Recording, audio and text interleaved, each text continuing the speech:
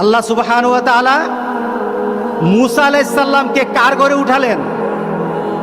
হ্যাঁ, ফেরাউনের ঘরে উঠালেন। ফেরাউন তো দেখে বলে সে তো আমার দুশমন।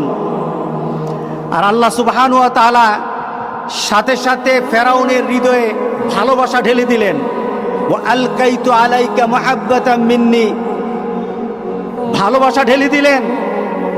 যে তার চরম শত্রু, যার জন্য এত মানুষকে, এত সন্তান, এত ছেলে বাচ্চাকে মারা হচ্ছে, সে কিন্তু ফেরাউনের সামনে।